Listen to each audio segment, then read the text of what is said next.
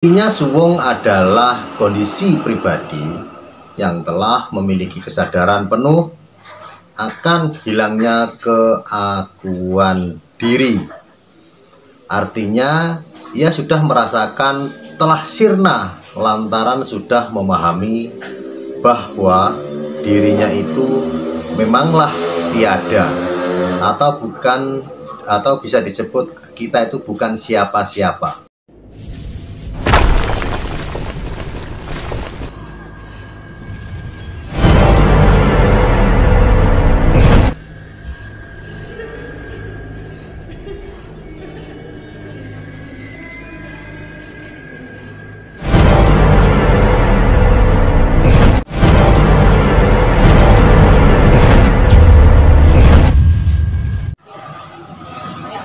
Rahayu, rahayu, rahayu, sagung dumadi saha salam waras. Para kadang kang kinasih sak nuswantara, mugia kula lan panjenengan sami tansah pinaringan pengayoman, katentreman, kesehatan, kelancaran, kesuksesan saking Gusti Kang Maha Agung. Jumpa lagi ya bersama Mbah Loreng. Nah, teman-teman, ngopi dulu ya.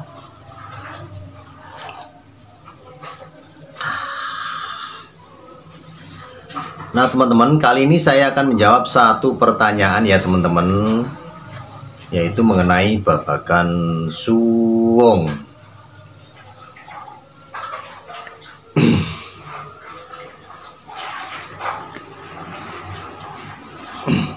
Nah, merokok dulu ya teman-teman, biar otak kita itu menjadi cerdas ya teman-teman. Oke teman-teman, tema kita hari ini adalah suwung. Ini adalah menjawab satu pertanyaan dari teman kita ya teman-teman. Mudah-mudahan apa yang saya sampaikan nanti bermanfaat buat teman-temanku semua. Ambil positifnya, buang negatifnya ya teman-teman. Oke teman-teman, suwung menurut para leluhur Jawa telah menyampaikan tentang hakikat dari kata suwung, yakni sebuah konsep dalam masyarakat Jawa yang menggambarkan tentang rasa hampa karena adanya kesadaran diri. Hampa di sini bisa diartikan sebagai kondisi kosong yang arupa alias tidak memiliki bentuk, namun ada sesuatunya. Sehingga suwung juga bisa diartikan sebagai gambaran yang bernuansa pengendalian diri yang sempurna dan kesadaran sejati akan diri pribadi yang berkaitan dengan ketuhanan.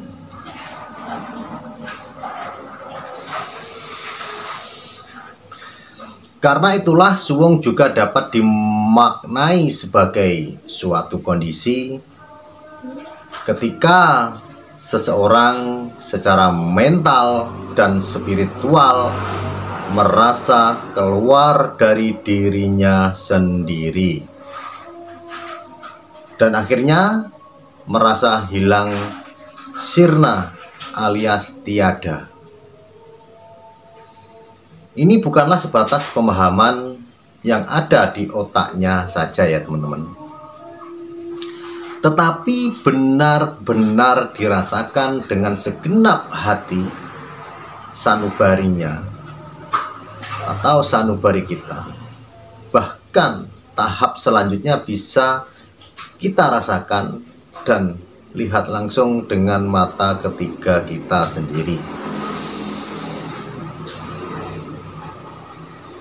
Oleh karena itu, suwung adalah kenyataan mutlak yang tidak bisa lagi dijangkau oleh panca indera, hanya dapat dirasakan oleh batin yang bersih dan tentunya melalui latihan yang sungguh-sungguh.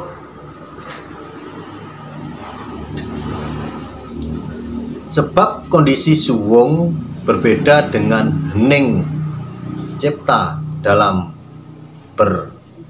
berdayana atau bermeditasi ya teman-teman. Ibarat sekolah meditasi ya teman-teman, itu masih di tingkat SMA, sementara suwung telah berada di tingkat universitas. Tingkatannya pun ada beberapa jenis, yaitu S1, S2, dan S3, bahkan doktor dan profesor.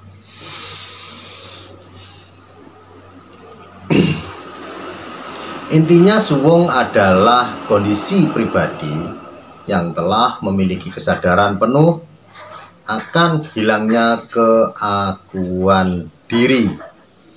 Artinya ia sudah merasakan telah sirna lantaran sudah memahami bahwa dirinya itu memanglah tiada, atau bisa disebut kita itu bukan siapa-siapa. Tiada dalam wujud materi, juga dalam wujud non materi. Ia pun telah bisa meraih ketentraman tersendiri. Sesungguhnya dengan tidak lagi merasa keterikatan duniawi ya teman-teman, itu pun dimaknai sebagai perwujudan dari dualisme yang berubah menjadi kebentuk tunggal,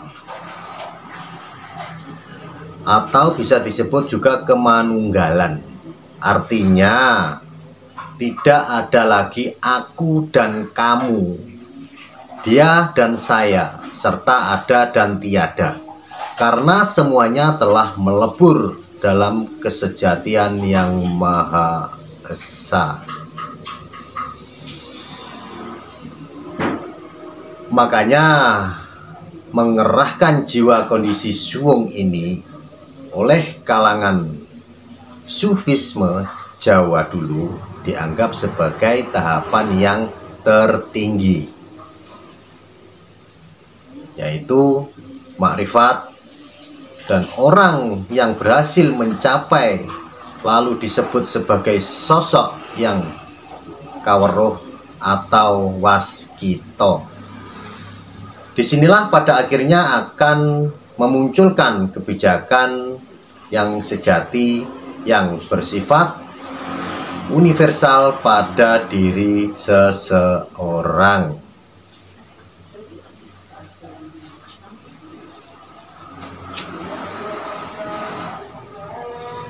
Lantas mengapa suwung ini menjadi tahapan yang tertinggi? Jawabannya terkait dengan falsafah. Mungkin teman-teman sudah mendengar ya falsafah leluhur kita yang berbunyi, pangeran iku bisa ngawohi kahanan opo wae tan kena kinaya ngopo, atau yang berarti bahwa Tuhan itu bisa mengubah atau menciptakan segalanya tanpa mungkin dapat diberikan lagi. Jadi dia itu adalah yang tan kena kinaya ngopo, atau yang berarti tidak bisa lagi dijangkau dan diperkirakan oleh siapapun, sebab dirinya memang di luar batas akal, pikiran, dan imajinasi. Tak ada yang dapat memahami kesejatiannya kecuali sedikit, dan itu pun hanya atas izin dan kehendaknya pula.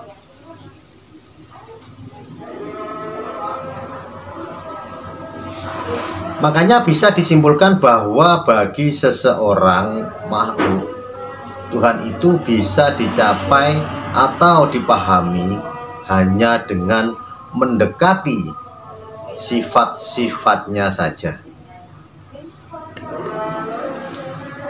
Nah, Di antara sifatnya itu adalah tan keno kinoyo ngopo, yang akhirnya berujung pada kesuwungan diri seseorang.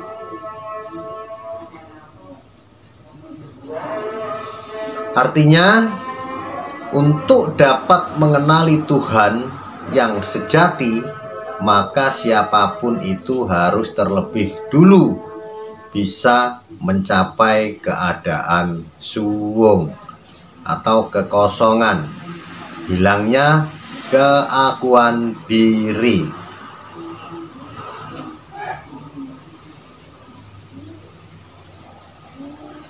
Dan suwung yang dimaksud di sini ya tentunya harus bisa terlepas dari segala keterikatan materi dan keduniawian, bahkan akal dan pikiran. Tidak berarti harus meninggalkan keduanya ya. Materi dan keduniawian, akal dan pikiran itu, tetapi lebih kepada memahami secara mendalam tentang letak dan hakikat dari keduanya tersebut. Materi dan keduniawian, akal dan pikiran itu secara tepat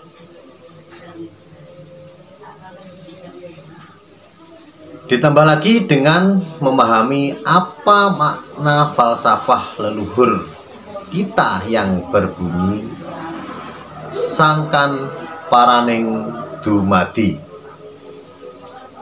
atau yang berarti pengetahuan tentang dari mana manusia berasal dan kemanakah ia akan kembali.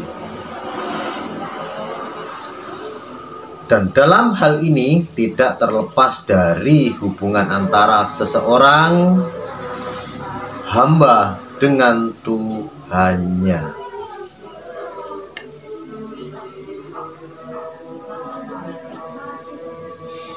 Artinya falsafah tersebut, sangkan paraneng dumadi, itu sendiri bermaksud mengajarkan bahwa tujuan akhir dari kehidupan manusia adalah kepada Tuhan yang Maha Esa, sehingga dalam menjalani kehidupan ini ia pun harus memiliki nilai-nilai luhur ketuhanan, dan di antara nilai-nilai luhur ketuhanan itu adalah bersikap jujur, adil, tanggung jawab, setia, tulus ikhlas, dan tepo sliro, tenggang rasa, peduli, sederhana, rendah hati, ramah, penuh cinta, disiplin, dan berkomitmen ya teman-teman.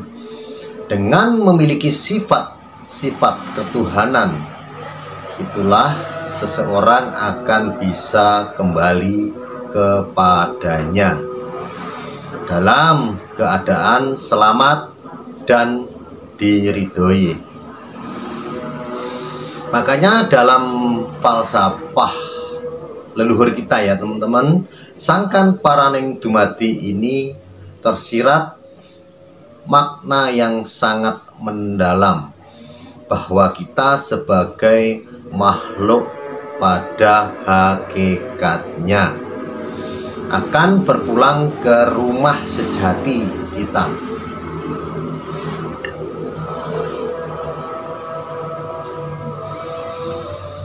Nah, dalam upaya agar bisa kembali ke rumah sejati tersebut, maka tidak ada pilihan lain bagi seseorang kecuali bisa terlebih dulu mengenal siapakah diri sejati kita sendiri. Inilah kunci dapat membuat kita sadar diri dan mengabdi dengan tulus murni hanya kepada Yang Maha Esa. Tujuan sebab barang siapa yang bisa mengenali dirinya sendiri dalam arti yang sesungguhnya, niscaya ia baru akan bisa mengenali siapakah Tuhannya. Dan setelah bisa mengenali Tuhannya dengan benar, barulah kita bisa memiliki iman dan takwa yang sejati.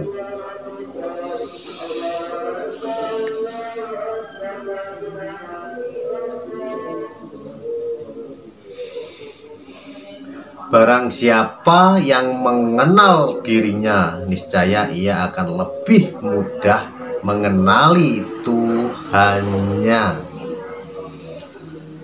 Untuk itu, hanya dengan cara bisa mencapai keadaan suwung lah kita dapat menemukan Tuhan yang sejati. Sebab keadaan tersebut memiliki makna telah kembalinya diri seseorang kepada asal kehidupan setiap makhluk.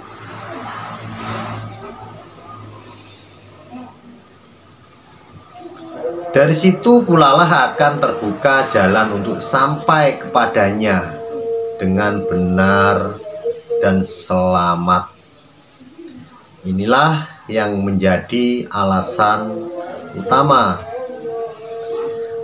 mengapa para leluhur kita dulu sangat akrab dengan apa yang disebut tanpa tapa brata, dan memang itulah cara yang paling jitu untuk bisa sampai pada keadaan suwung.